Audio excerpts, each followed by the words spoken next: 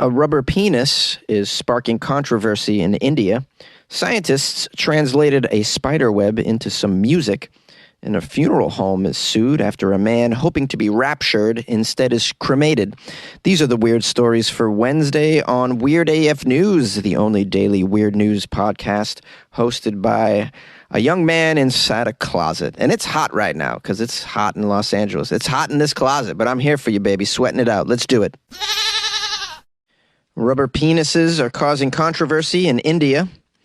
A rubber penis inside a family planning kit that's used by local health workers has led to a controversy in the western Indian state of Maharashtra.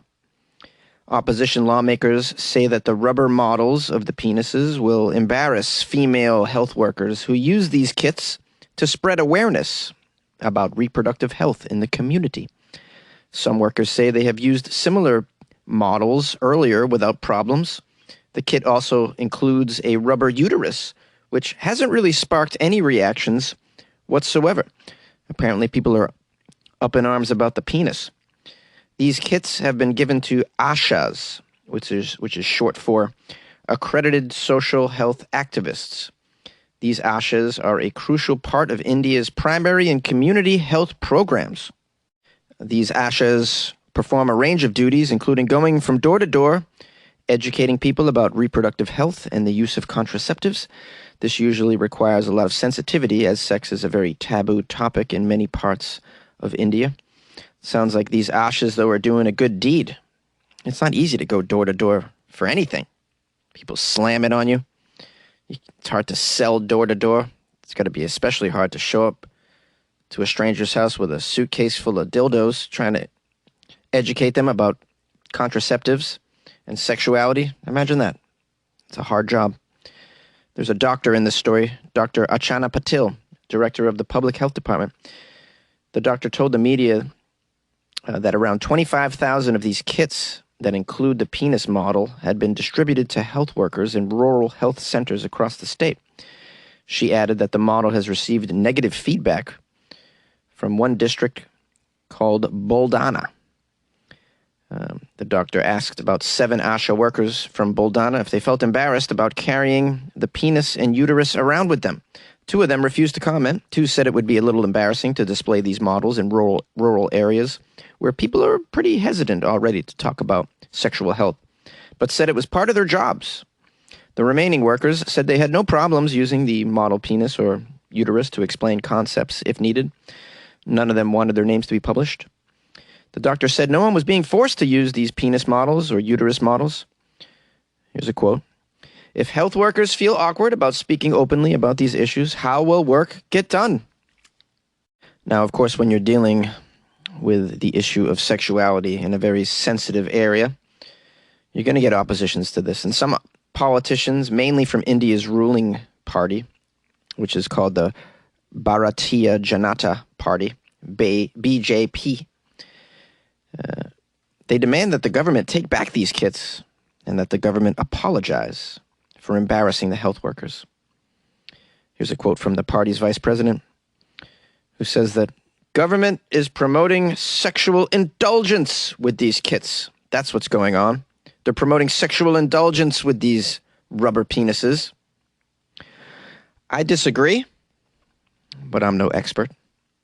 Sounds to me like they're trying to just spread some information and awareness and educate. It's very important to be educated when it comes to drug use and sexuality. If you treat these things like taboos, you get some squirrely behaviors and fetishes. Yeah, we've seen a lot of these fetishes on Weird AF News. Where do you think these fetishes come from? A lot of them come from awkward, early sexual imprinting because of a lack of information or familiarity. So if you educate people on a lot of aspects of their sexuality at a young age, you're going to get a healthier sex life for these people. In general, that's just my opinion. I'm not a health official. Now, perhaps one can make the argument that carrying around a rubber penis and rubber uterus is not quite necessary. They could use images, maybe, on their smartphone. I have no idea. But maybe they're showing them how to put a condom on the rubber penis. You know, like, remember in school they used to show you on the banana in gym class? Just me? All right. Well, they're trying to show you how to put a condom on. I think that's pretty important. For that, you kind of need a rubber penis. Although there could be a video of this. you could show them as well. So, I don't know how you solve this issue, but look at sexual education in rural areas is clearly important in such places as India, I'd imagine. Otherwise, they wouldn't be going about this program. This program wouldn't get funded if it wasn't an important thing. And perhaps in some of these rural areas, you have high illiteracy rates, and so using models might be more effective to get your message across. I'm just saying. But what do you think, listener? Call the show, 646-450-2012. Yay! Scientists have translated a spider web into music. It's the sound of science. That's right, guys. Let's see how scientists are wasting our money once again. It says here, spiders rely significantly on touch to sense the world around them. Their bodies and their legs are covered in tiny little hairs that can distinguish between different kinds of vibrations that they experience on their web. My body's covered in tiny little hairs as well, but I can't distinguish between vibrations. These spiders are pretty amazing. Let's find out what else they can do. Apparently make music with their webs. I had no idea. Now, their web makes different vibrations according to what's going on. So it could be another spider approaching to woo them, or a breeze, for example, or their prey landing in the web. Each strand of web produces a different tone. Now, a few years ago, scientists translated the three-dimensional structure of a spider's web into some music. And they got a hold of some artist named Tomas Saraceno to create an interactive musical instrument called the spider's canvas. The team later refined and built on that previous work, adding an interactive virtual reality component that allows people to enter and interact with the web as well. This research will not only help them better understand the three-dimensional architecture of a spider's web, but may even help us learn the vibrational language of spiders themselves. Here's a quote from the engineer in this project. "The spider lives in an environment of vibrating strings, did you know? They don't see very well, so they sense their world through vibrations, which have different frequencies." Okay. Now, they made music with this spider web. Let's see what the music sounds like. Let's be the judge of whether this spider's a Beethoven or just some, backyard banjo player.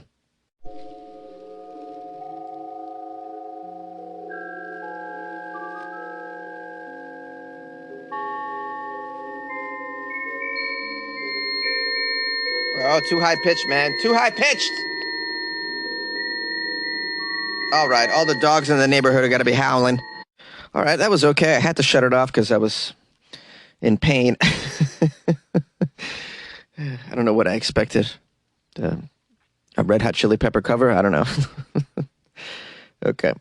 Let's get back and wrap up this article.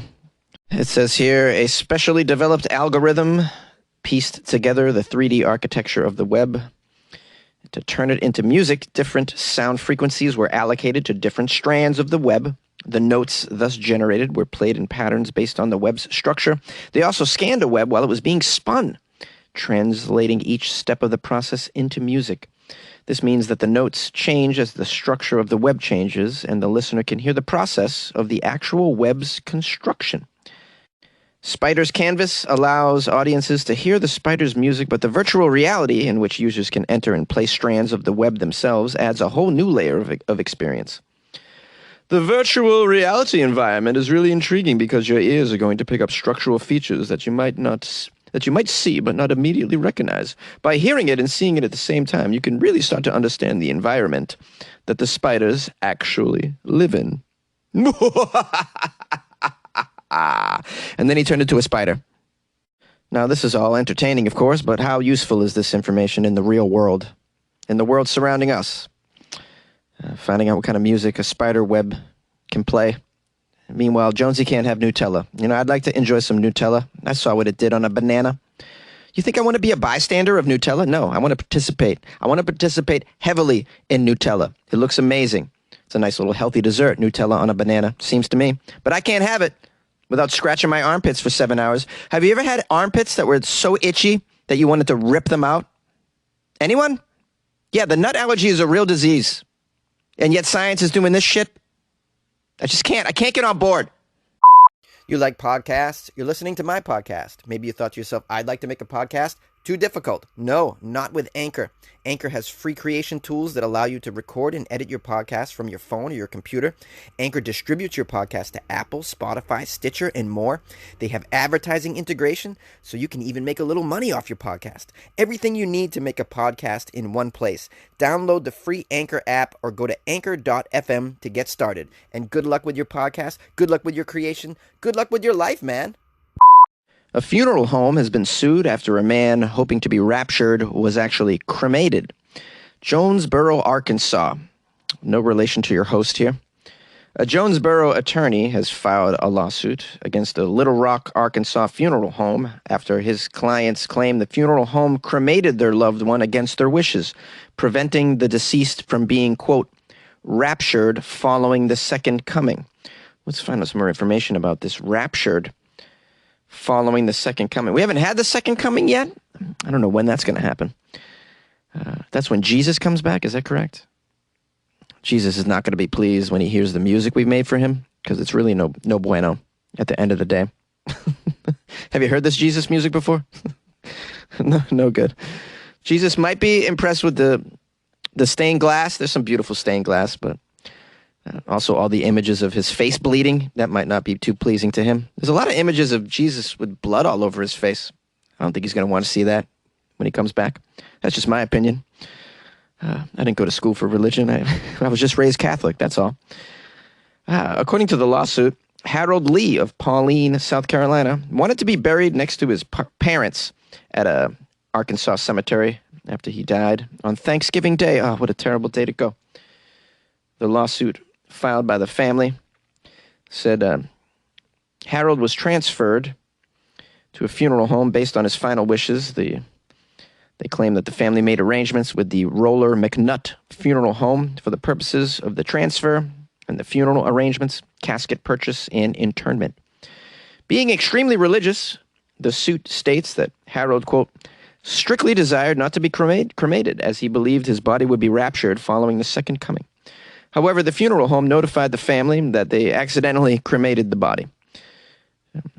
It says here, the plaintiff, Eunice Lee, Harold's wife, was violently shaking in shock when she learned of this mistake, when she learned that her husband would not be raptured when the second coming occurred. How does that work anyways? Does anybody know? Does that mean you're going to be zombified? You get to come back from the dead during the second coming? I'm really not familiar. Let's Google it. Okay, here we go. The rapture in Christianity. The eschatological belief that both living and dead believers will ascend into heaven to meet Jesus Christ at the second coming. Does that mean you still have to have your body? Because the body kind of disintegrates anyways. Can you go up there just as a skeleton? Let's see. Let's keep reading.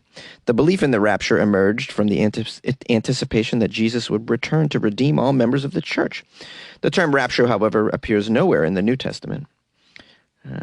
Okay, doesn't say anything about cremated. I guess they assume that you have to have your body still, so it can't be burned. I guess that. No, there's a long history of this rapture. There's no specific date for the rapture. Most notably, the end-time prophecies promoting the rapture had two dates in 2011, predicted by this guy named Harold Camping, who was not a very good person, and really ruined some lives with these false prophecies, I have to say, if you're familiar with this guy anyways. Okay. Well, I mean, at the end of the day, you pay a funeral home to follow your instructions, and they do not, so you have a lawsuit.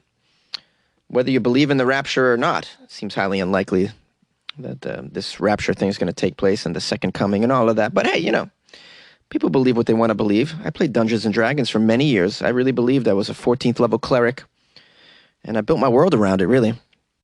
Well, and we also don't know all the details of the second coming because it hasn't happened yet. We can only guess. And maybe they will allow Harold Lee's ashes to ascend into heaven. We don't know that, so it's hard to make judgment at this point. Now, on Weird AF News, as you know, if you've listened, I've covered some new dynamic ways in which you can put your body back into the earth or even make it part of a reef in the ocean once you've passed away. You can even shoot it into space, your ashes. Personally, I would love to be cremated, and my ashes buried in left field at Fenway Park. Now, I told this to a relative of mine recently, who informed me that there's no way that's going to happen. I cannot afford it, and to give up on this dream. But I'm not going to give up on it. All right, I still want this to happen for me. And what do you guys want to happen with your body? Well, you call me and share. 646-450-2012. Rapture. What's up, my friends? My loyal listeners, fans of the show. Thanks for joining me for this episode. You could have spent your ears with other podcasts, but you did it with me. I appreciate that. I hope you learned something today about the strange world around you. I did. Anyways, if you'd like to send me articles or comments of any sort, you can email me, funnyjones@gmail.com. Love to hear from people. I got some emails from people as a result of yesterday's show, where I requested that you send me pictures of your tattoos. So I did. I got some tattoos. Chris Sigsby sent me some tattoos. Glorious photos here. And then also Edwin Sellers sent me some pics of his tats. He's got some big ones. Big tats. Very cool. Very cool tats, everybody. I knew my listeners were cool. Guys, with your cool-ass tats. I got some pretty cool tats. I posted photos of them in the Patreon long ago. I think they're still in there. If you guys would like to join the Patreon and see pictures of Jonesy's tats, just go to patreon.com/weirdafnews or go to weirdafnews.com and click on the Patreon banner. That way you can get access to all that weird media, that weird content that I've put in there over the years. There's a lot in there. It'd take you forever to get through it. Anyways, there's photos of all my tats in there as well. And also, if you join the Patreon, you get your name on the wall, the studio wall. Don't you want your name on the studio wall? Wouldn't that be cool? I take a photo of it as well, and I put it in the Patreon for everybody to see. Yeah, good times. I think I left the phone number in case you want to call the show. Love to hear from my callers. I'll publish some calls again tomorrow on Thursday's episode. And then we'll have Florida Friday by the end of the week. If you guys want to send me Florida articles now, feel free. funnyjones@gmail.com or on Instagram @funnyjones, or you can tweet them @funnyjones as well on Twitter. Appreciate y'all. We'll join up again tomorrow if you're not doing anything. Just let me know. Let me know what your day is going to be like, and maybe you got some time. Just pencil me in. Pencil me in tomorrow.